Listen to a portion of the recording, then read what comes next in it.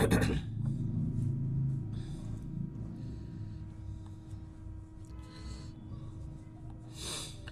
Hello.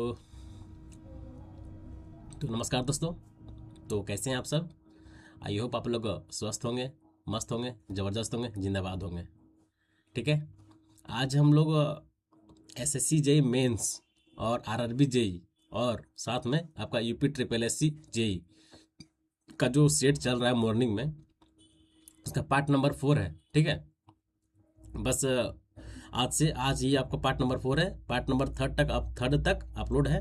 जितने जो भी मेरे भाई लोग हैं जो अगर अभी तक नहीं देखे हैं पार्ट नंबर 1 2 3, जितने भी रिसेट में इससे पहले जितने हुए हैं, कृपया आप लोग से अनुरोध है कि आप लोग सारा सेट देखते हुए चलें। ठीक है। जो मतलब कंटिन्यू फॉलो कर रहे हैं उसको मैं यही बोल दूंगा कि आप कंटिन्यू फॉलो करते रहें। ठीक है। और साथ ही साथ इस वीडियो को इतना शेयर करें अपने फ्रेंड सर्कल में, ताकि जो भाई लोग इस बार एसएससी जेई मेंस देने वाले हैं, साथ ही साथ जो आपका यूपी ट्रिपल एससी जेई देने वाले हैं, वो सब के लिए बहुत ही एक गोल्डन अपॉर्चुनिटी है, गोल्डन चांसेस है। ठीक है।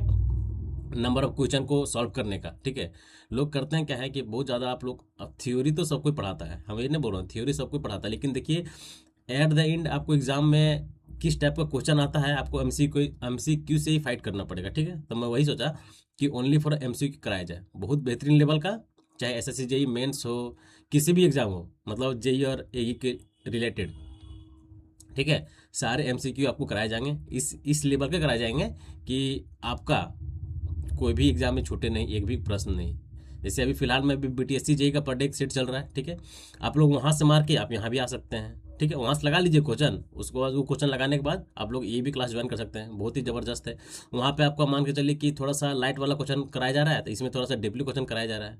ऑलमोस्ट दोनों सेम है यार, ऐसा कुछ नहीं है, लेकिन थोड़ा सा मेंस का लेवल है, तो इट मीन्स मेंस के जैसा क्वेश्चन होता भी है और होना भी चाहिए। ठीक है। चलिए बिना देरी के मैं आज का क्लास स्टार्ट कर रहा हूँ। ठीक है। देखिए आज का फर्स्ट क्वेश्चन क्या है जी। हाँ, चलिए थोड़ा आप लोग भी थोड़ा सपोर्ट कीजिएगा तो बहुत ही अच्छा होगा। ठीक है। देखिए क्या है कि a beam curve in a plane is design for, बताइए, ए बीम कर्व है in a plane is design for. अब हमको, अब बीम कर्व क्या हमको यही नहीं समझ में आ रहा है। आप लोग देखोगे बीम कर्व स्ट्रक्चर एक ऐसा स्ट्रक्चर होता है, जनरली आप ऐसे स्ट्रक्चर को कहाँ देखोगे बता दें हम। आप देखोगे जैसे सर्कुलर टैंक, सर्कुलर टैंक देखे होंगे, साथ ही साथ और आप लोग क्या देखे होंगे बताइए। एक सर्कुलर टैंक हो गया, और बताएं थोड़ा सा कि कहाँ पे हम लोग कर्व बीम हम लोग देख सकते हैं, बताएं। रिंग बीम देखे हैं, सर्कुलर रिंग बीम, वहाँ भी आपका आपका कर्व कर्व बीम का फंक्शन देखने को मिलता है। ठीक है। तो जनरली ये सब जितने भी पार्ट्स हैं, ठीक है, सर्कुलर टैंक हो गया, circular structure like a tank हो गया, फिर आपका रिंग बीम हो गया, ठीक है, सर्कुलर कॉलम हो गया, ये सब जितने भी पार्ट्स हैं इसमें सारे में आपको सर्कुलर बीम देखने को मिलेगा। ठीक है। ये क्या बोल रहा है कि a beam curve is plane is design for, और जिसको हम लोग डिजाइन करते हैं उसको किसके बेसिस पे डिजाइन करते हैं? क्या उसमें ओनली फॉर शेयर होता है? क्या ओनली फॉर उसमें बेंडिंग मोमेंट बेंडिंग होता है? क्या उसमें share bending and share bending and torsion क्या तीनों होता है, या फिर only for share and torsion होता है? तो ध्यान दीजिएगा, याद रखिएगा, जब भी कोई कर्व बीम का बात करें ना, like a circular circular tank में जो बीम होता है, या फिर सर्कुलर कॉलम में जो बीम होता है, ठीक है, सर्कुलर कॉलम जो होता है, जनरली इस टाइप के जो आपका स्ट्रक्चर होते हैं, इस सब में आपका बेंडिंग मोमेंट भी एक्सपीरियंस करता है, एग्जिस्ट करता है, शेयर फोर्स भी एग्जिस्ट करता है, और साथ में आपका टोर्सनल मोमेंट भी एग्जिस्ट करता है। ठीक है। अब देखिए बेंडिंग मोमेंट, जैसे मान के चलिए कि शेयर फोर्स, आप लोग पूछिएगा कि शेयर फोर्स कैसे एग्जिस्ट करता है, तो याद रखिएगा, जब भी कोई मेरा सर्कुलर कॉलम है तो उस पर जो शेयर फोर्स एक्ट करेगा एलवेज वर्टिकल डायरेक्शन में। ठीक है। शेयर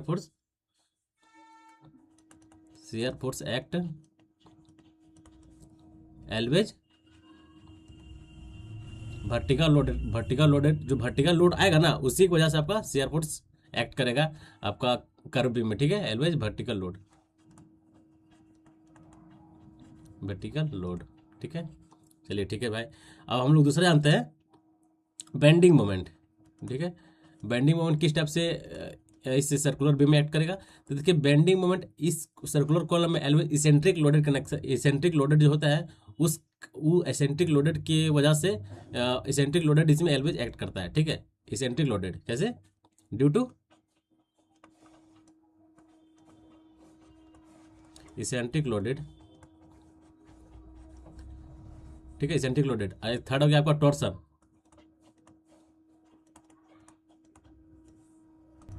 ये जो होता है ये आपका रेडियल डिस्टेंस होता है, ठीक है, कोई भी सर्कुलर कॉलम का रेडियल डिस्टेंस कैसा होता है, radial distance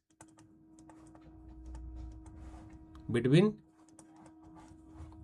support and column, load and support, load and support, यार थोड़ा सा चार्ज लगा लेते हैं, लोड एंड सपोर्ट, ठीक है, 1 minute.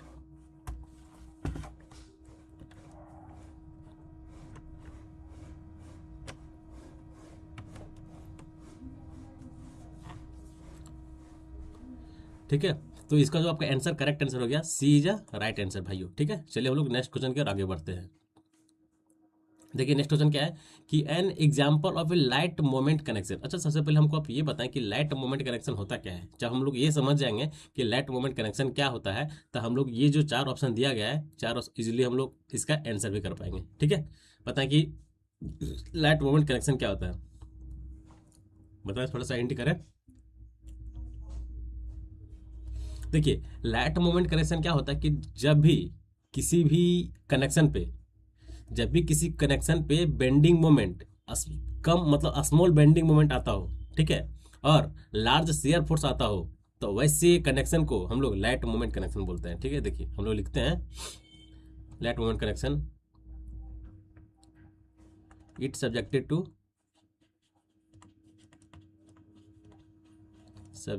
To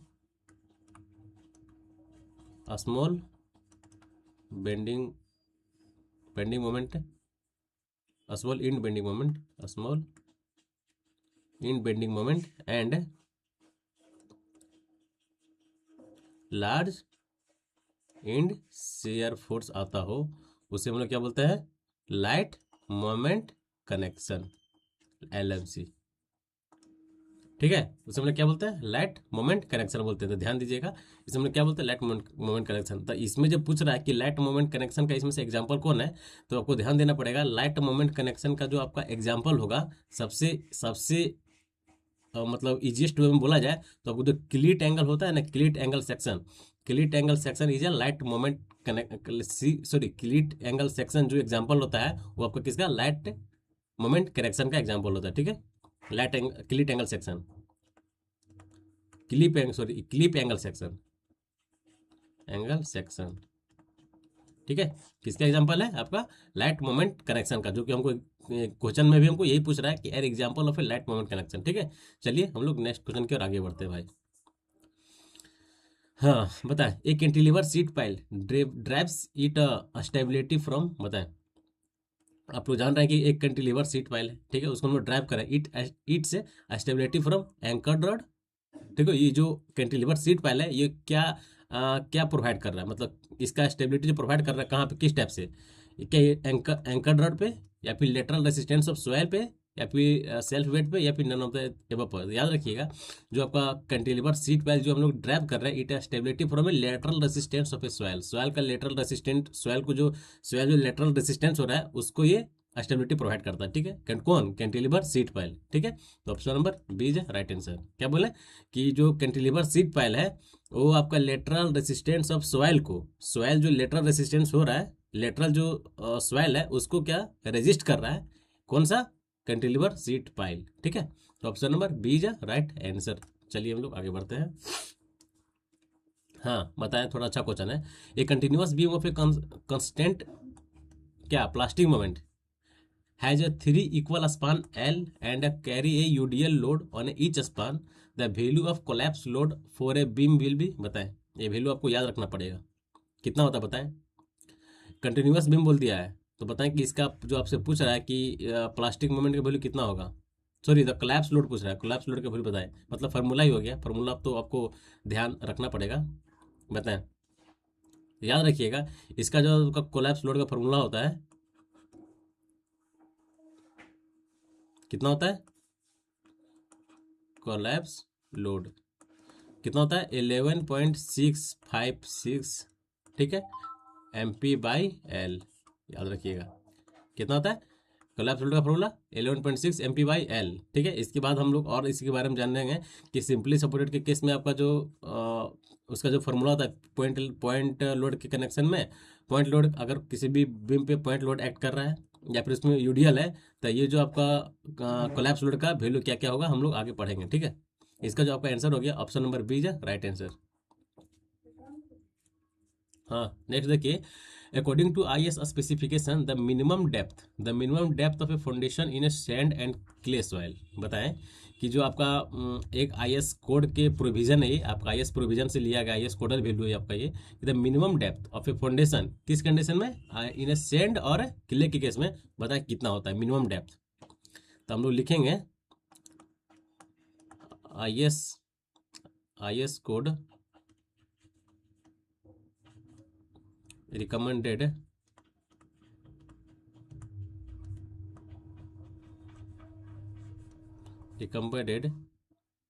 minimum depth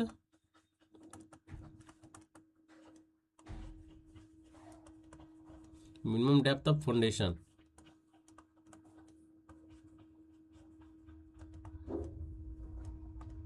minimum depth of foundation case first में क्या है, इन फॉर सैंड के केस में, ठीक है। दूसरा आपका क्या है, क्ले, फॉर क्ले के केस में कितना होता है मिनिमम डेप्थ ऑफ फाउंडेशन। तो आपको याद रखना है कोडल वैल्यू है कि मिनिमम डेप्थ ऑफ फाउंडेशन जो आपका सैंड के केस में होता है कितना होता है 800, ठीक है। 800 से 900 होता है। 800 किसका हो गया, आपका हो गया 800 हो गया आपका सैंड के केस में मिनिमम डेप्थ ऑफ फाउंडेशन। दूसरा जी आपका 900 जो हो गया आपका हो गया क्ले के केस में, ठीक है। तो आपको दोनों ध्यान रखना पड़ेगा, ठीक है। Option number C is right answer दोस्त, ठीक है। समझ में आ गया, option number C is right answer. चलिए हम लोग नेक्स्ट क्वेश्चन की ओर आगे मूव करते हैं। हाँ बताएं, अच्छा क्वेश्चन है कि द रेट ऑफ कंसोलिडेशन, बताएं कि सबसे पहले हमको आप ये बताएं कि कंसोलिडेशन होता क्या है। कंसोलिडेशन एक ऐसा प्रोसेस है, ठीक है। कंसोलिडेशन एक ऐसा प्रोसेस है कि जब भी किसी सॉइल पे लोड अप्लाई किया जाता है, तो उससे जो सॉइल के वॉइड्स में जितने भी वाटर प्रेजेंट है, जब लोड अप्लाई करेंगे तो ऑब्वियसली कि जैसे ही लोड उसमें पड़ेगा कि जितने भी सॉइल के वॉइड्स में जितने भी वाटर प्रेजेंट है सारा बाहर निकलेंगे, ठीक है। बाहर निकलेंगे तो क्या होगा, वहाँ पे उसका सॉइल का वॉल्यूम कम होगा। इसी कंडीशन को हम लोग क्या बोलते हैं, कंसोलिडेशन बोलते हैं, ठीक है। यहाँ क्या पूछ रहा है, यहाँ पूछ रहा है कि द रेट ऑफ कंसोलिडेशन, ठीक है। आप लोग को हम कल या परसों बताए थे फ्लूइड मैकेनिक्स का कि टेम्परेचर वाला कॉन्सेप्ट बताए थे कि अगर टेम्परेचर इंक्रीज करता है तो वाटर किस टाइप से बिहेव करता है, ठीक है। उसका विस्कोसिटी इंक्रीज करता है, टेम्परेचर डिक्रीज करता है। टेम्परेचर और विस्कोसिटी के बीच रिलेशन बताए थे ना, टेम्परेचर और विस्कोसिटी के बीच में रिलेशन आप लोगों को मैं कल परसों बताया था। बस उसी रिलेशन यहाँ भी अप्लाई हो जाएगा, ठीक है। चलिए हम लोग बात करते देखते हैं। देखिए फर्स्ट क्या हो गया, हम लोग किसके बारे में हम लोग फर्स्ट क्या बोलेंगे, वाटर के केस में लेंगे, ठीक है। क्या कि इसमें वाटर के बारे में बोला गया है वाटर के केस में, ठीक है। अगर हम लोग टेम्परेचर इंक्रीज कर रहे हैं, ठीक है, टेम्परेचर अगर बढ़ रहा है तो क्या होगा, वाटर के मॉलिक्यूल्स जितने भी होते हैं आपस में इलेक्ट्रोस्टैटिक फोर्स से पूरा एकदम तगड़ा बॉन्डिंग रहता है। जैसे ही हम लोग इसका टेम्परेचर इंक्रीज करेंगे, ठीक है, तो क्या करेगा, विस्कोसिटी डिक्रीज करेगा। अब विस्कोसिटी क्या होता है, विस्कोसिटी होता है कि जब भी मेरा वाटर फ्लो कर रहा है तो उसको फ्लो को रेजिस्ट करता है, मतलब रोकता है, बाधा उत्पन्न करता है, ठीक है। तो उसे हम लोग क्या बोलते हैं, विस्कोसिटी बोलते हैं। तो जैसे ही हम लोग टेम्परेचर इंक्रीज किए, मेरा जो विस्कोसिटी डिक्रीज हुआ। हाँ, जब मेरा विस्कोसिटी डिक्रीज करेगा इट मीन्स, हाँ हम लोग क्या बोले कि जैसे ही विस्कोसिटी डिक्रीज करेगा इट मीन्स जो वाटर जो फ्लो करने का जो कैपेसिटी था सॉइल से, मतलब पूरा सॉइल से, वो और इंक्रीज हो जाएगा, ठीक है। क्या होगा, वाटर फ्लो इंक्रीज हो जाएगा, ठीक है, थ्रू सॉइल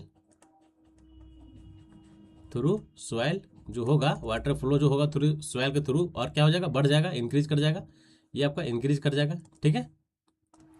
क्या हुआ, वाटर ये आपका इंक्रीज कर गया। जैसे ही आपका ये वाटर इंक्रीज करेगा तो हम लोग क्या देख रहे हैं कि इसमें जो जैसे ही ये मतलब वाटर फ्लो बहुत तेजी से निकल रहा है, ठीक है, वाटर जब तेजी से निकल रहा है इट मीन्स की प्रोबेबिलिटी जो होता है, प्रोबेबिलिटी वो भी आपका यहाँ पर बढ़ गया है ना, प्रोबेबिलिटी तो बढ़ गया ना, तभी तो पानी बहुत तेजी से पास हो रहा है, ठीक है।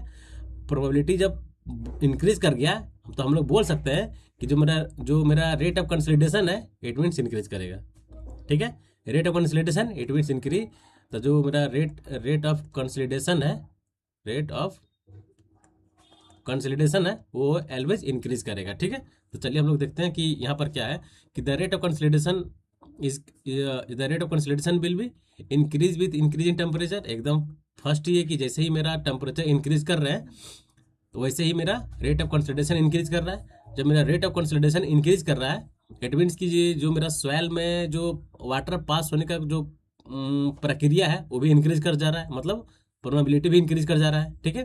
तो इसी तरह आप लोग एक दूसरे से रिलेट करके पढ़िएगा, बहुत ही जल्दी समझ में आएगा, बस मतलब बहुत अच्छे से माइंड में आपका सेट हो जाएगा, ठीक है। इसके लिए मैं पिछला वीडियो में आपको बताया था दोनों का रिलेशन, गैसेस हो गया और वाटर के हो गया, ठीक है। हम लोग इसका रिलेशन मतलब विस्कोसिटी और टेम्परेचर के टर्म में बहुत ही बेहतरीन तरीके से आपको मैं बताया था। सॉरी, आप लोग वहां से देखिए अपना जो कॉन्सेप्ट है उसको और बिल्ड कर सकते हैं, ठीक है, जो बहुत बेहतरीन तरीके से बताया गया था, ठीक है। तो इसका जो आंसर हो गया क्या हो गया, option number A is a right answer, ठीक है दोस्त। चलिए हम लोग आगे बढ़ते हैं। बताएं, a continuous beam is deemed, a continuous beam is deemed to be deep beam when the ratio of effective span to overall depth is less than. बताएं, रेशियो पूछ रहा है किसका, effective span to overall ratio, overall depth, ठीक है, less than कितना 2.5। याद रखना पड़ेगा कि जो इसका जो रेशियो होता है एलवेज 2.5 से कम होता है, ठीक है। तो आपका ये कोडल वैल्यू है, क्या है, कोडल वैल्यू है, आपको याद रखना पड़ेगा, ठीक है, कोडल वैल्यू, ठीक है। Option number D is a right answer दोस्त, ठीक है, क्या, D is a right answer. चलिए हम लोग नेक्स्ट क्वेश्चन की ओर आगे बढ़ते हैं। बताएं, the design wind speed, the design wind speed is assume to be constant. क्या इसमें कांस्टेंट कर रहा है, क्या एज्यूम कर रहा है, constant for a constant from the mean ground level up to the height of, आपका ये भी कोडल वैल्यू है, याद होना आपको जरूरी है। डिजाइन विंड स्पीड पूछ रहा है, डिजाइन विंड स्पीड पूछ रहा है, एज्यूम क्या कर रहा है कि मेरा जो कांस्टेंट है, assume to be constant from the mean ground level, mean ground level जो है उसको कांस्टेंट बोल रहा है, तो उस कंडीशन में जो आपका हाइट होना चाहिए, कहाँ तक कितना होना चाहिए, कोडल वैल्यू है, कोडल वैल्यू कितना होता है 10 मीटर, ठीक है, up to the height of 10 metre, 10 metre तक ये एज्यूम कर सकता है कि मतलब डिजाइन विंडो स्पीड ये 10 मीटर तक एज्यूम करता है। इसके बाद एक आप नेक्स्ट जो आपको नोट पॉइंट में लेके लिखिएगा, क्या होता है, for low rise structure,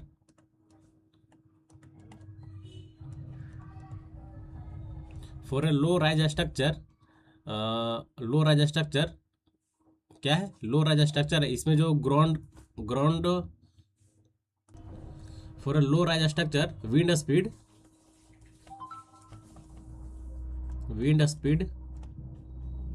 is assume to constant up to the height of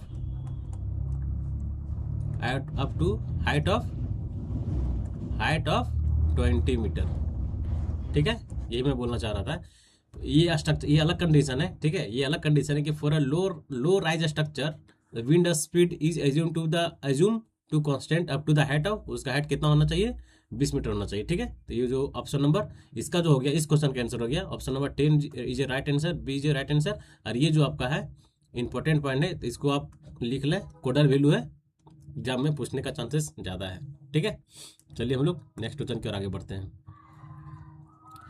बताएं, the ratio of undistributed shear strength disturbed shear strength और to the remoulded shear strength. बताएं उसका कंडीशन पूछ रहा है, रेशियो पूछ रहा है कि the undisturbed shear strength to the remoulded shear strength in cohesive soil under under condition.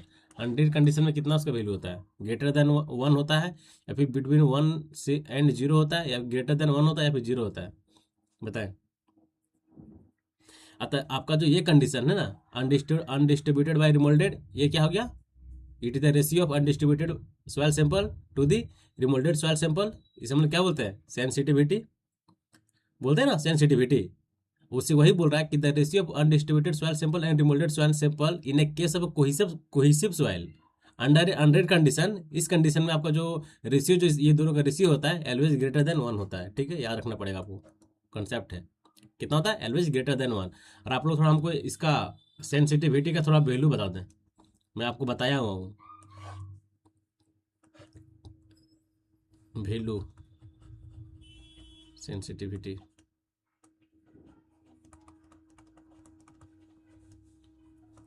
कितना होता है, 0 से 1, फिर 2 से 4, फिर 4 से 8 और 8 से 16 और ग्रेटर देन 16। थोड़ा आप लोग इसका वैल्यू बता दें कि ये आपको तो आप लोग जानते हो कि 4 से 8 कितना, ये क्या होता है, सेंसिटिविटी ऑफ सॉइल होता है, सेंसिटिविटी ऑफ सॉइल होता है। ठीक है, ये क्या हो गया, 8 से 16 कितना होता है, इसको हम लोग क्या बोलते हैं, एक्स्ट्रा एक्स्ट्रा सेंसिटिविटी। ठीक है, और ये जो हो गया greater than 16, quick quick sensitivity, इसे हम लोग अनस्टेबल ही बोलते हैं। क्या बोलते हैं, अनस्टेबल ही बोलते हैं। ठीक है, तो याद रखिएगा ये टेबल बहुत इंपॉर्टेंट है, आपको एग्जाम में एक ना एक क्वेश्चन देखने को मिलता है इस टेबल से। ठीक है, तो चलिए इसका आंसर क्या हो गया, आपका सी इज राइट आंसर। आगे बढ़ते हैं हम लोग। बताएं। In a case of a well foundation, in a case of a well foundation grip length is defined as. बताइए, फाउंडेशन आप लोग पढ़े होंगे, सेलो फाउंडेशन, डिप फाउंडेशन, वहीं से ये पूछ रहा है कि ग्रिप लेंथ का डिफिनेशन क्या होता है। बताएं, इजी क्वेश्चन है ये, मतलब ऐसा क्वेश्चन है कि बता दीजिएगा आप, अगर पढ़े होंगे पूरा पर तरह से इस टॉपिक को, डीप फाउंडेशन वाला टॉपिक का पढ़े होंगे अच्छे से, तो ये क्वेश्चन आपसे नहीं छूटेगा। ठीक है, ग्रिप लेंथ का डिफिनेशन पूछ रहा है, बताएं।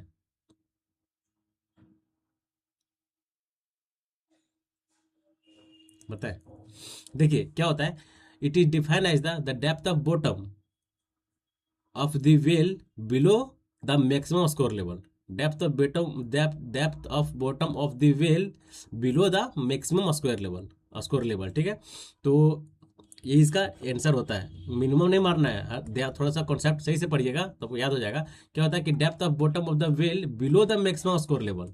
Maximum scour level option number C is right answer. ठीक है, चलिए हम लोग नेक्स्ट क्वेश्चन की ओर आगे बढ़ते हैं। ये बताएं, equation of A parabolic arc क्या होता है जी, बताएं। पैराबोलिक आर्क का इक्वेशन क्या होता है, y equal to 4h into l minus x by l का स्क्वायर, ये होता है। Option number D is a right answer. ठीक है, option number D is a right answer. हाँ बताएं, रेसिडुअल सॉइल क्या होता है, इजी क्वेश्चन है। व्हाट इज रेसिडुअल सॉइल, बताएं कि रेसिडुअल सॉइल क्या होता है। देखिए, रेसिडुअल सॉइल एक ऐसा सॉइल है, वो सॉइल अपना ही पेरेंट रॉक का कुछ डिसइंटीग्रेशन का पार्ट है। ठीक है, वेदरिंग का पार्ट है, कौन, रेसिडुअल सॉइल। ठीक है, तो उसमें क्या बोलते हैं, रेसिडुअल सॉइल बोलते हैं। ऑप्शन देखिए, weathering of a parent rock of the parent rock, पहला ही ऑप्शन है, आगे बढ़ने का जरूरत ही ना है, सीधे मार के आगे बढ़ना है। ठीक है, इजी क्वेश्चन था इसीलिए तुरंत ये कर लिए।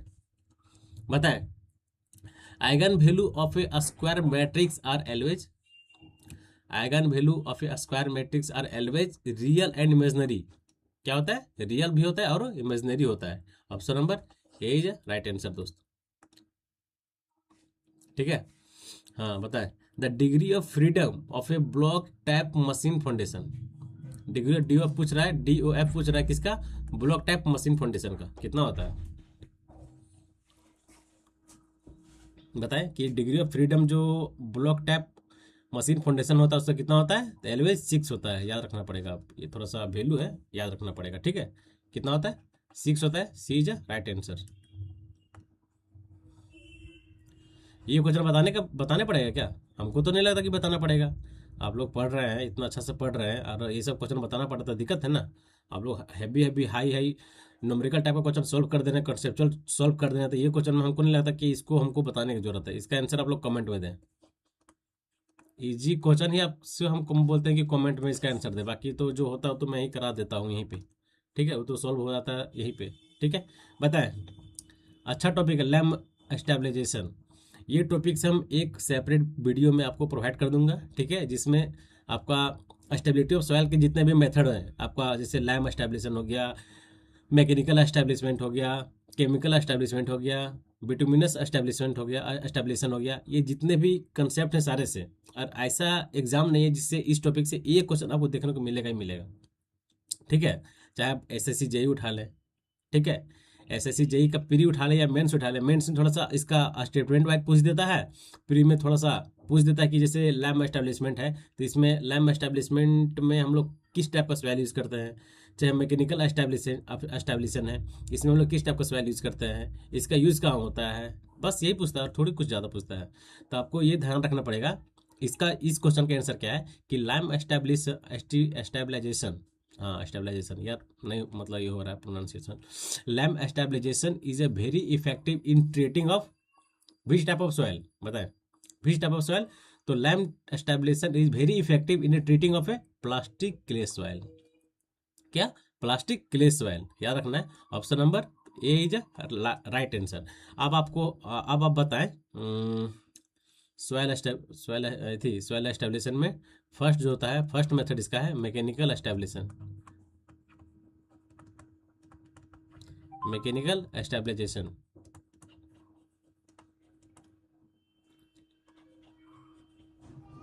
फर्स्ट क्या हो गया आपका मैकेनिकल एस्टेब्लिजेशन, सेकंड क्या हो गया केमिकल एस्टेब्लिजेशन,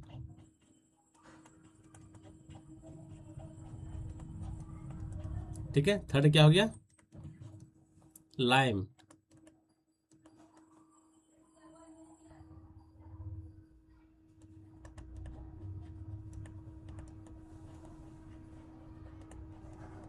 ठीक है, फोर्थ क्या हो गया आपका बिटुमिन एस्टेब्लिजेशन। ये आपका 4 मेथड है स्टेबिलिटी सॉइल एस्टेब्लिशन का, किसका सॉइल एस्टेब्लिजेशन।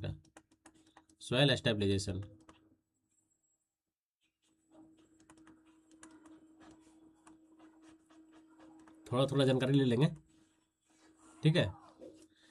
अरे एक हम सेपरेट वीडियो आपको मैं प्रोवाइड कर दूंगा जिसमें पूरी डिटेल से किस टाइप से आपका स्टेटमेंट वाले क्वेश्चन पूछते हैं, किस टाइप से इसमें से क्वेश्चन आता है, आप लोग उसको हम लोग उसको करेंगे, ठीक है। तब पहले आप लोग सिर्फ बेसिक आइडिया ले लीजिए कि मैकेनिकल एस्टेब्लिशन होता क्या है, ठीक है। देखिए मैकेनिकल एस्टेब्लिशन एक इस टाइप का सॉइल एस्टेब्लिशमेंट है, सॉइल इंप्रूवमेंट, सॉइल का स्ट्रेंथ को इम्प्रूवमेंट करने का एक मेथड है जिसका यूज हम लोग सॉइल का स्ट्रेंथ और इम्प्रूवमेंट करने के लिए हम लोग करते हैं, ठीक है।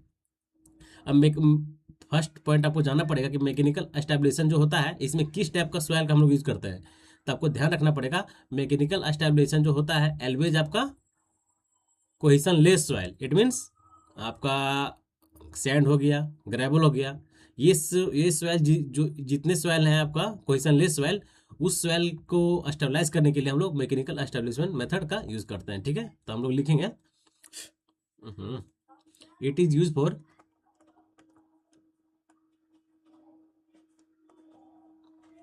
Clay soil, sorry cohesion less soil, क्या कोहेशन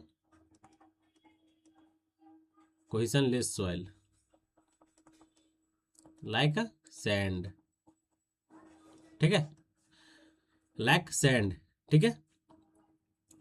ये आपका बेसिक हो गया जानकारी। दूसरा हो गया आपका केमिकल एस्टेब्लिजेशन। केमिकल एस्टेब्लिजेशन क्या होता है, केमिकल एस्टेब्लिजेशन एक ये भी आपका मेथड है सॉइल का स्ट्रेंथ और सॉइल का स्ट्रेंथ को इम्प्रूवमेंट करने का, ठीक है।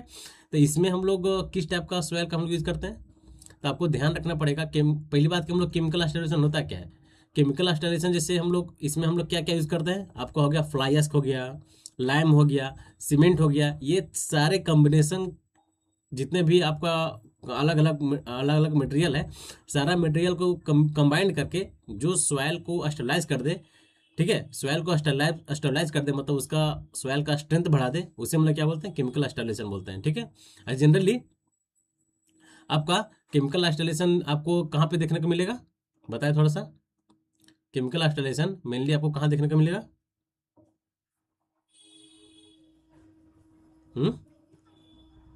देखिए लाइम स्टेबलाइजेशन क्या होता है, आप लोग लाइम स्टेबलाइजेशन तो समझ गए कि इसमें किस टाइप का सॉइल का यूज होता है एल्वेज, प्लास्टिक क्ले सॉइल, ठीक है, प्लास्टिक क्ले सॉइल। और यहाँ पर एक नेक्स्ट पॉइंट और है कि it is use for heavy plastic soil, it is for heavy clay soil. ये भी पूछा गया एग्जाम में, ये पॉइंट जो लिखा है ना, ये भी आपका एग्जाम में देखने को मिलेगा, ठीक है दोस्त। तो हम लोग जब मतलब पूरी तरह से एक प्रॉपर वीडियो में बहुत जल्दी आपके लिए प्रोवाइड कर दे रहा हूँ, वहाँ से हम लोग पढ़ेंगे इसके बारे में, बहुत सारे सारे जो भी हैं, बिटुमिनस रह गया, लाइम स्टेबलाइजेशन हो गया, केमिकल स्टेबलाइजेशन हो गया, मैकेनिकल स्टेबलाइजेशन हो गया, सारे एक बार हम लोग डिटेल से करेंगे, ठीक है। तो इसका आंसर क्या हो गया, option number A is right answer, ठीक है दोस्त। हाँ बताएं, अच्छा क्वेश्चन है थोड़ा। A load W is moving on A simply supported beam of A span L, ठीक है, फ्रॉम ए लेफ्ट साइड से, ठीक है, कहाँ से, लेफ्ट साइड से, लेफ्ट टू राइट, अच्छा, लेफ्ट से इधर की ओर, मतलब इधर से लेफ्ट से राइट की ओर मूविंग लोड है, देख रहे हैं ना, मूविंग लोड है, ठीक है भाई। The maximum bending moment at A 0.4 L from left support से 0.4 मीटर लेंथ तक, उसका पूछ रहा है कि वहाँ पे 0.4 मीटर लेंथ के बाद वहाँ जो उस पॉइंट पे मैक्सिमम बेंडिंग मोमेंट कितना होगा, सो पूछ रहा है, ठीक है। तो हम लोग कैसे निकालेंगे, इसका जो फॉर्मूला होता है, एम इजकल टू, फॉर्मूला नहीं, निकालने का तरीका है, M equal to W × X × L - X divided by x, ठीक है, सॉरी एल, ये एल होगा, कितना होता है, एल,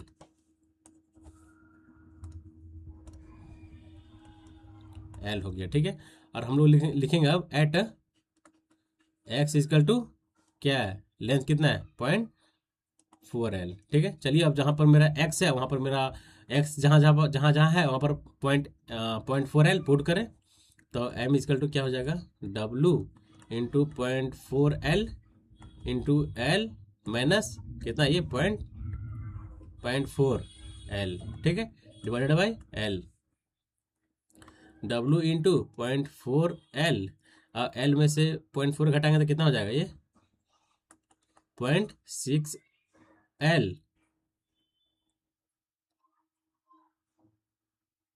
ठीक है, 0.6L डिवाइडेड बाई L हो गया। तो यहाँ से क्या हो गया, W equal to, sorry W नहीं यार, M इजकल टू ना, M equal to moment equal to W × 0.24L² divided by L से एगो L कट गया, तो यहाँ क्या बच गया, 0.24L, देखिए तो आंसर है क्या, 0.24L, 0.24WL, अच्छा W भी है, WL, option number A is right answer, समझ में आ गया, ए इज राइट आंसर। इस समय तुरंत फिगर नहीं बनाना है, ठीक है, थोड़ा सा इसको याद रखिएगा ना, तो तुरंत आपको बिना फिगर का इस क्वेश्चन आप लोग बन जाएगा, क्या करना कुछ थोड़ी है, एम मोमेंट निकालना है, W × X divided by L, ठीक है, तो इसको आप याद रखिएगा तो बहुत आसानी होगा बनाने में, तुरंत खाली वैल्यू तो पुट करना है, बाकी तो सॉल्व तो आप लोग कर ही सकते हैं, ठीक है। चलिए हम लोग नेक्स्ट क्वेश्चन की ओर आगे बढ़ते हैं। नेक्स्ट क्वेश्चन क्या है कि beam column are the structural member subjected to, किस कॉलम किस टाइप का है, beam and column are structural member subjected to, उसमें किस टाइप का लोड आता है, वही पूछ रहा है, क्या वो बेंडिंग एंड शियर आता है, बेंडिंग तो ठीक है मानते हैं बीम में आता है, लेकिन कॉलम में shear, bending moment, shear force, बताएं, नहीं ये नहीं होता, कॉलम में शियर नहीं होता है, axial tension and bending moment, एकदम नहीं।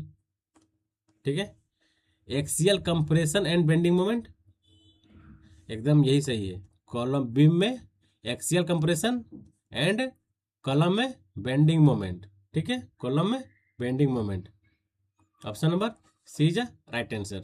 ठीक है, क्या पूरा subjected to axial compression and bending moment. लोग इसमें मारेंगे डी ऑप्शन, डी मारेंगे, तो कि जो डी मारेंगे वो सरासर गलत है, ध्यान दीजिएगा, वो गलत है, डी नहीं होगा। ठीक है, क्या होगा, सी होगा। बताएं, a fully compensated raft foundation for a building, fully compensated है, देखना, fully compensated raft foundation for a building के लिए बताएं, design as a completely flexible raft. क्या फुल्ली कंपनसेटेड जब होगा कोई राफ्ट फाउंडेशन किसी भी बिल्डिंग के लिए, तो क्या वो कंप्लीट फ्लेक्सिबल होगा, कंप्लीटली फ्लेक्सिबल, एकदम नहीं। Design as a very rigid raft, एकदम नहीं। Such that the weight of the executed soil is equal to the load due to building, एकदम सही है। Option number C is right answer. Such that the weight of excavated soil, जो हम लोग soil जो excavate किए हैं और बिल्डिंग के फाउंडेशन से, राफ्ट फाउंडेशन वाले जो एरिया है वहां से जो हम लोग सॉइल को एक्सकेवेट किए, वो बराबर होता है to the load due to a building. ठीक है, to the load due to the building, option number C is right answer. ठीक है दोस्त, बताएं, the purpose of reinforcement in a prestress concrete, बताएं, अच्छा क्वेश्चन है। सबसे पहले हम लोग समझेंगे कि जो आपका प्री स्ट्रेस कंक्रीट जो इसका मैन्युफैक्चरिंग होता है, जहाँ पे ये असेंबलिंग बनाया जाता है, इसका एक अलग यूनिट होता है, मतलब प्री स्ट्रेस कंक्रीट का। ठीक है, जैसे कि आप लोग देखते ही होंगे, क्योंकि अभी तो भारत में ब्रिजेस का रोड नेटवर्किंग हो गया, चाहे ब्रिज नेटवर्किंग, मतलब ट्रांसपोर्टेशन सिस्टम बहुत ही ज़्यादा, कनेक्टिविटी बहुत ही ज़्यादा, बहुत तेज़ी से ग्रो कर रहा है। ठीक है, तो आप लोग डिफरेंट अलग अलग राज्यों में आप लोग देखे होंगे कि ब्रिजेस का बहुत ज़्यादा काम चल रहा है। ठीक है, तो ब्रिजेस में जो आपका मेन जो डेक स्लैब जो लोग प्रीकास्ट कंक्रीट जो लेके आते हैं, स्लैब जो होता है, आके यहाँ पर क्या करते हैं, जैसे मेरा जहाँ पे पियर्स है, ठीक है, जहाँ पे मेरा पियर है वहाँ पे क्या करते हैं, लाके उसको क्रेन के थ्रू, हैवी क्रेन के थ्रू उसको ला के वहाँ पर प्लेसमेंट कर देते हैं, बैठा देते हैं। तो वही बोल रहा है कि जो आपका जो प्री स्ट्रेस कंक्रीट है, उसमें जो हम लोग रेनफोर्समेंट जो हम लोग यूज कर रहे हैं, उसका पर्पस क्या है, समझ रहे हैं, उसका पर्पस क्या है। तो उसका पर्पस यही है कि शुरुआत में to impact the compressive stress in a concrete में एलवेज इनिशियल कंप्रेसिव स्ट्रेस होगा। ठीक है, और जो मेरा स्टील है उसमें क्या होगा, इनिशियल टेंशन होगा। ठीक है, इनिशियल टेंशन किसमें, स्टील में। यहाँ किसके बारे में पूछा था, purpose of reinforcement in A precast concrete. Precast concrete में जो मेरा रेनफोर्समेंट का फंक्शन हो जाता है, पर्पस होता है, उसका यही पर्पस है कि the to impart initial compressive strength. वो क्या इम्पार्ट करता है आपको, initial compressive strength in a concrete में इनिशियल कंप्रेसिव स्ट्रेंथ इम्पार्ट करता है। ठीक है, जो कि option number B is right answer है। यहाँ फर्स्ट क्या है, टू रेसिस्टेंट टेंसाइल स्ट्रेस, एकदम नहीं। टू डेवलप द सफिशिएंट, ये तो कुछ मतलब ही नहीं बन रहा है, इसका तो कोई मतलब ही नहीं है। ठीक है, तो क्या हो गया, option number C is right answer. ठीक है, ठीक है दोस्त, चलिए हम लोग नेक्स्ट क्वेश्चन की ओर आगे बढ़ते हैं। देखिए नेक्स्ट क्वेश्चन क्या है, for a linear elastic structural element, क्या है, for a linear elastic structural element, अच्छा, for a linear elastic structural element stiffness is directly, देखिए जब भी आपको जो लीनियर इलास्टिक स्ट्रक्चरल हो, लीनियर इलास्टिक जो मेंबर एलिमेंट होता है, मेंबर होता है, वो आपका एलवेज इन्वर्सली प्रोपोर्शनल होता है। किसका, स्टिफनेस जो होता है, इसमें स्टिफनेस इज इन्वर्सली प्रोपोर्शनल होता है टू दी फ्लेक्सिबिलिटी। ठीक है, inversely proportional to the flexibility. लेकिन यहाँ क्या बोल रहा है, अब इसका करेक्ट आंसर यही है। ठीक है, ये बोल रहा है डायरेक्टली प्रोपोर्शनल होगा नहीं, ये नॉट, ये तो रिलेशन है, लेकिन यहाँ बोल रहा है कि नॉट कोरिलेटेड, एकदम नहीं, ये भी नहीं। तो इसका जो लीनियर इलास्टिक स्ट्रक्चर एलिमेंट जो होता है, एलवेज क्या होता है, inversely proportional to the flexibility. क्या होता है, इन्वर्सली प्रोपोर्शनल होता है। ठीक है, ध्यान दीजिएगा, option number D is right answer. ठीक है, चलिए हम लोग नेक्स्ट क्वेश्चन की ओर आगे बढ़ते हैं। नेक्स्ट क्वेश्चन क्या है, the best tension member section will be, best tension member पूछ रहा है, बेस्ट टेंशन मेंबर के लिए सबसे बेस्ट सेक्शन क्या होता है, क्या बोल्टेड एंगल सेक्शन, एकदम नहीं। वेल्डेड सिंगल एंगल सेक्शन, एकदम नहीं। चैनल सेक्शन एकदम नहीं। एकदम सही कि double angle with a gusset plate, opposite side double angle है, ठीक है, बीच में क्या है आपका गजेस्टेड प्लेट है। डबल एंगल सेक्शन ऑन है opposite side of a gusset plate, ठीक है, double angle section of a on a opposite side of a gusset plate, जो कि option number D is right answer है, ठीक है। Double angle होगा, double angle section होगा और उसके अपोजिट साइड में क्या होगा आपका गजेस्ट प्लेट होता है, ठीक है। और ये आपका सबसे बेस्ट टेंशन मेंबर सेक्शन है, ठीक है। तो option number D is right answer दोस्त। ये क्वेश्चन इजी है। शियर स्ट्रेंथ ऑफ सॉइल जो यूनिक जो शियर स्ट्रेंथ सॉइल किसका फंक्शन है? टोटल स्ट्रेस का? एकदम नहीं। Total and total stress and effective stress का? एकदम नहीं। तो shear strength is a function of A effective stress only, ना कि टोटल स्ट्रेस। लोग इसमें मारेंगे, ये मारेंगे दोनों, लेकिन दोनों नहीं होगा ना, दोनों नहीं होगा। क्या होगा? ओनली सी होगा, ओनली इफेक्टिव स्ट्रेस पे फंक्शन होता है ऑलवेज, ठीक है। सी is right answer.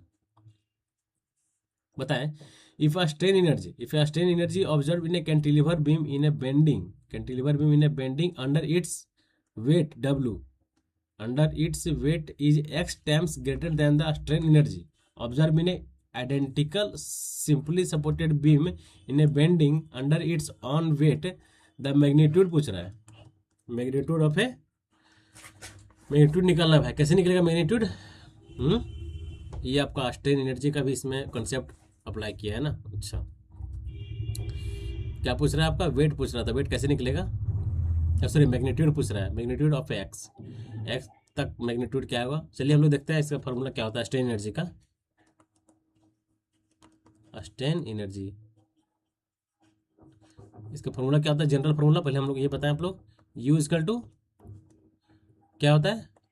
m² dx divided by 2EI, ठीक है। ये आपका जनरल फॉर्मूला हो गया, ठीक है। क्या हो गया? General formula. अब क्या बोल रहा है कि कंटिलीवर बीम है, उस पर लोड क्या है? W वेट है, W वेट है,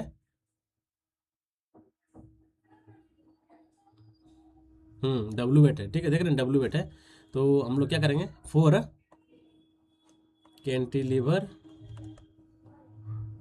कैंटिलीवर बीम UDL लोड क्या है? UDL load equal to W, ठीक है। W लोड की वजह से क्या होगा? इसका फॉर्मूला क्या होगा? W लोड की वजह से मेरा स्ट्रेन एनर्जी का फॉर्मूला क्या होगा? U equal to W² LQ divided by कितना? 40EI, ठीक हो गया। ये किसकी वजह से? UDL लोड जो कि W है, इसकी वजह से मेरा ये फॉर्मूला हो गया, ठीक है। अब क्या होगा?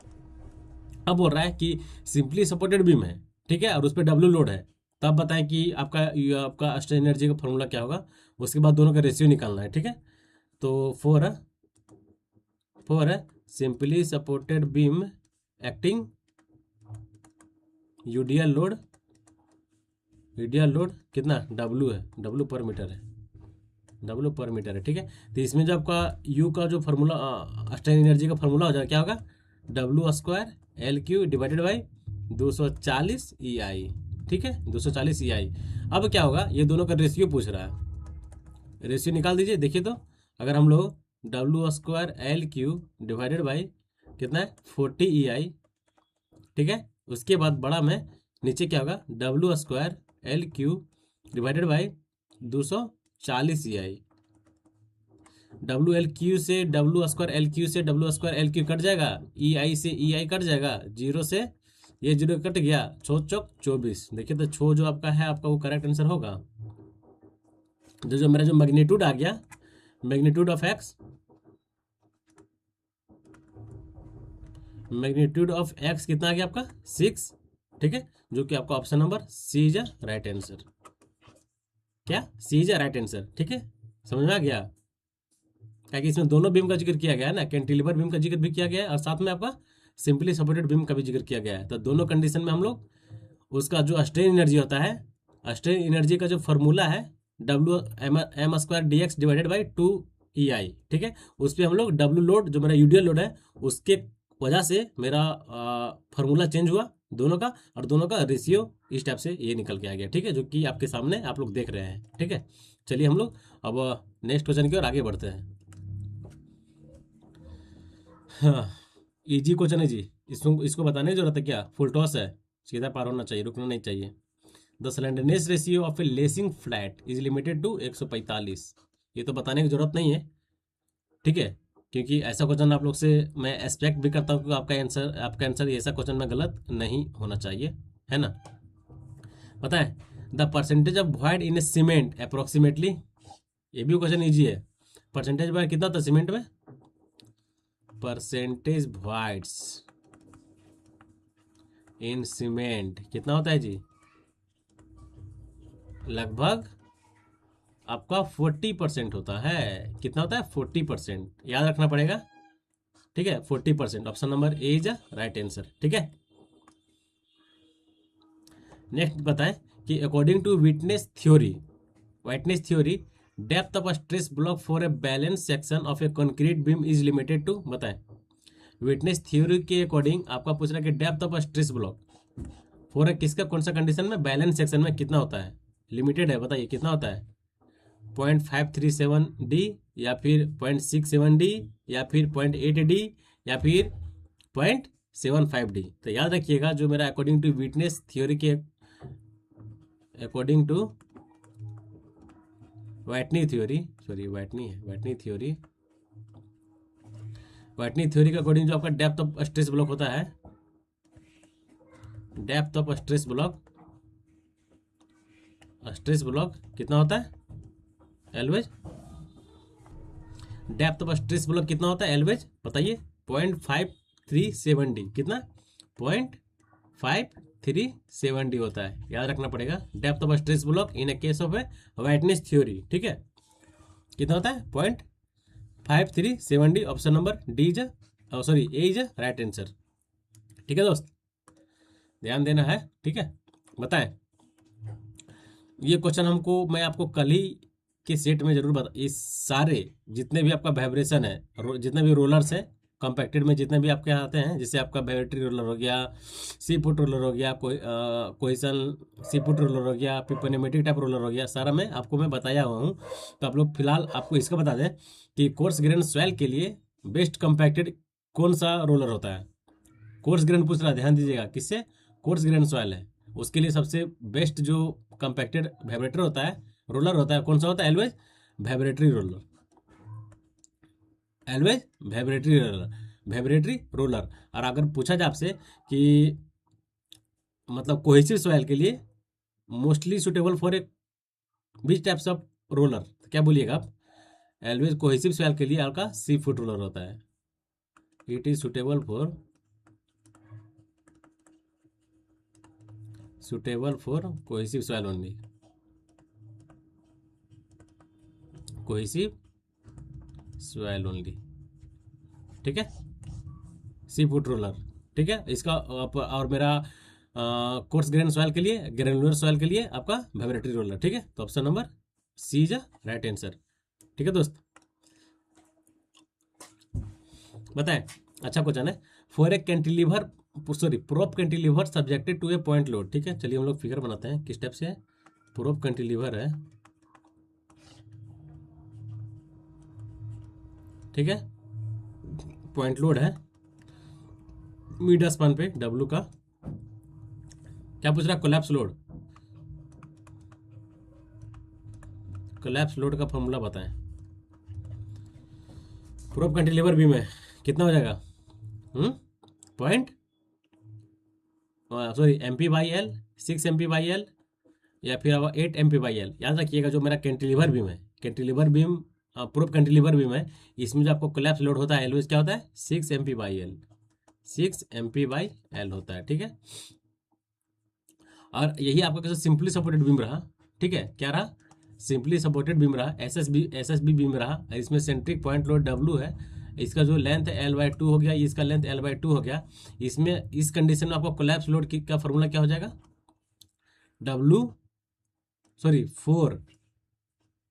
4 MP/L। अरे यार बोल आप कुछ रहे हैं, थोड़ा तो मिस्टेक हो रहा है, ठीक है। क्या होगा? 4 MP/L होता है, 4 MP/L। और यही कैसे आपका यूडीएल लोड रहता है, ठीक है। सिंपली सपोर्टेड बीम है और कैसे यहाँ पर आपका यूडीएल लोड रहता है, तो कितना होता है? कोलैप्स लोड का फॉर्मूला 8 8 MP/L होता है। क्या होगा? 8 MP/L हो गया। तो आपको ध्यान रखना है, ये भी फॉर्मूला आपको ध्यान रखना है और ये भी ध्यान रखना है। दोनों आपको एग्जामिनेशंस में क्वेश्चन आपको देखने को मिलेंगे। ठीक है, तो चलिए हम लोग इसका आंसर क्या हो गया आपका प्रूफ कैंटिलीवर वाले कंडीशन का 6 MP/L, जो कि option number C is right answer. Next बताएं कि if a degree of saturation of a partially saturated soil 60%, degree of saturation of a partially saturated soil कितना है? 60% है। जब पूछ रहा है कि the air content, easy question है जी, बताने की जरूरत है। 60% ये होगा तो 40% ये होगा। आप लोग जानते हैं कि 1 से माइनस होता है, ठीक है, तो 40% है। तो इसको बनाने की जरूरत क्या है? तो सेकेंडों में इसका आप लोग आंसर दे दीजिएगा। बताएं the determine the modulus of rupture the size of test specimen use in. Modulus of rupture के लिए जो मेरा साइज ऑफ टेस्ट जो होता है, सैंपल होता है, स्पेसिमेन का सैंपल होता है, उसका शेप क्या होता है, सॉरी उसका साइज क्या होता है? Always 150 into 150 into 700 mm, 150 into 700 mm, जो कि option number C is right answer. ठीक है दोस्त, बताएं the effective length of a battens column, बताने की जरूरत नहीं है, इसको तो मैं पक्का नहीं बताऊंगा, एकदम नहीं बताएंगे। बैटन्स कॉलम के लिए बहुत बार पढ़ाएंगे, बहुत बार बताया भी आप लोग को, कितना 10 मीटर इंक्रीज करता है, सॉरी 10% इंक्रीज करता है। बताएं if one end of a prismatic beam A B is a fix with a fix end, sorry, if a one end of a prismatic beam AB with a fixed end is given a transverse displacement A without rotation, the moment of identical at A or B due to a displacement, उसका moment जो आएगा उसका formula क्या है? Always 6 delta divided by L square. क्या? 6 by delta divided by L square. Option number D is a right answer. ठीक है दोस्त, D is a right answer. Next बताएं कि the maximum energy store at a elastic limit of a material is called. इसको बताने की जरूरत है क्या? इतना इजी क्वेश्चन पूछ रहे हैं आपसे और बताइए, इसको नहीं बताएंगे हम पक्का, इसका कमेंट में आपका आंसर दें। आप इसके भी बारे में जानते होंगे, मॉडल ऑफ रेजिलियंस क्या होता है इसके बारे में भी आप जानते होंगे, रेजिलियंस क्या होता है इसके बारे में भी जानते होंगे, अब बल्क रेजिलियंस क्या होता है इसके बारे में भी जानते होंगे। ये बहुत बार रिपीटेड क्वेश्चन है, बहुत बार पढ़ाया गया क्वेश्चन है। ठीक है, तो इसका आंसर आप बताएं कमेंट में। ठीक है दोस्त, देखिए नेक्स्ट क्या है कि the minimum cover to the tie और spiral should not be less than. Minimum cover कितना होता है टाई और स्पाइरल में? बताएं कितना होता है? एलवेज 20 की 25 बताएं मिनिमम कवर स्पाइरल और टाई के केस में कितना होता है? स्पाइरल बीम और टाई बीम के केस में कितना होता है? मिनिमम कवर एलवेज 25 mm यार, 25 mm, जो कि option number A is right answer. ठीक है, देखिए नेक्स्ट क्वेश्चन क्या है कि the upstream slope of A earthen dam under a study seepage condition. बताएं द अपस्ट्रीम स्लोप जो होता है अर्थन डैम में अंडर स्टडी सीपेज कंडीशन में, उसका अपस्ट्रीम जो स्लोप होता है उसमें किस टाइप्स का लाइन होता है? एलवे जानता है आपका इक्विपोटेंशियल लाइन होगा। ठीक है, क्या? इक्विपोटेंशियल लाइन, जो कि option number A is right answer है। ठीक है दोस्त, नेक्स्ट बताएं कि इन ए 2 hinge parabolic arc is increase, sorry temperature increase कर रहा है, increase in temperature will be, जैसे 2 हिंज आर्क है, 2 हिंज आर्क होता है ना, एक हिंज यहाँ है और इस टाइप से आपका एक हिंज यहाँ है। ठीक है, तो क्या बोल रहा है कि अगर 2 हिंज मेरा आर्क है, ठीक है, 2 हिंज मेरा आर्क है और उसका हम लोग टेम्परेचर अगर हम लोग इंक्रीज किया जा रहा है तो क्या हो जाएगा? जो मेरा जो यहाँ पर जो हॉरिजॉन्टल थ्रस्ट आएगा, हॉरिजॉन्टल थ्रस्ट वो भी आपका इंक्रीज कर जाएगा। जब मेरा टेम्परेचर इंक्रीज करेगा 2 हिंज आर्क का, इट मीन्स की horizontal thrust will be increase. Option number D is a right answer. Decrease horizontal thrust एकदम wrong, make none change in horizontal thrust एकदम wrong, decrease in bending moment एकदम wrong, increase in horizontal thrust option number D is a right answer. बताएं, अच्छा question है। For a base failure that depth factor is, base failure के case में पूछ रहा है। बेस फेलुअर के केस में इसमें 3 कंडीशन होता है, बेस फेलुअर, फेस फेल्यूर और टो फेल्यूर। ठीक है, हम लोग यहाँ लिखते हैं पहला टो फेल्यूर, टो फेल्यूर। इसका भी आप बताएं डी आर कितना होता है। दूसरा यहाँ पर बेस हो गया, तो हम लोग यहाँ पर लेके आएंगे फेस फेल्यूर, फेस फेल्यूर। इसका भी आप बताएं डेप्थ ऑफ फैक्टर क्या होता है। अगर बेस है, ठीक है, बेस का कंडीशन है, बेस फेल्यूर का कंडीशन है, तो इसमें जो आपका डेप्थ ऑफ फेल्यूर क्या होता है, always greater than 1, always greater than 1। अब यही आपका फेस फेल्यूर रहता, तो आपका इसमें जो आपका जो डेप्थ ऑफ फेल्यूर का जो कंडीशन है, एलवेज लेस देन 1 होता है। अब कैसे आपका टो पूछे एग्जाम में, अगर टो फेल्यूर होगा, इस कंडीशन में आपका डेप्थ ऑफ फेल्यूर क्या होगा, तो इक्वल टू 1 होगा। ठीक है, टो के केस में 1 होगा, और आपका बेस के फेल्यूर में ग्रेटर देन 1 होगा, और फेस के फेल्यूर में एलवेज लेस देन 1 होगा, जो कि ऑप्शन नंबर यहाँ जो पूछा गया कि बेस के फेल्यूर में, बेस फेल्यूर के केस में तो एलवेज ग्रेटर देन 1। ठीक है, जो कि option number C is right answer. ठीक है, option number C is right answer. ठीक है ना। चलिए नेक्स्ट क्वेश्चन हो गया। आज का सेशन यहीं पे कंप्लीट होता है। ठीक है, और फिर हम लोग नेक्स्ट क्लास में, आप लोग बताएं कि आपका क्वेश्चन का लेवल क्या है, कैसा क्वेश्चन है, आप लोगों को मज़ा आ रहा है कि नहीं आ रहा है। ठीक है, आप लोग कमेंट जरूर करें, कमेंट एनी हाउ करें। ठीक है, कमेंट कीजिएगा, तब फिर हमको समझ में आएगा कि नहीं, हाँ कुछ अगर मॉडिफिकेशंस का भी जरूरत है तो मैं मॉडिफिकेशंस भी करूँगा। ठीक है, कोई दिक्कत नहीं है, लेकिन आपका कमेंट आना अनिवार्य है। ठीक है दोस्तों, मिलते हैं नेक्स्ट वीडियो में। जय हिंद, जय भारत, नमस्कार और भारत माता की जय।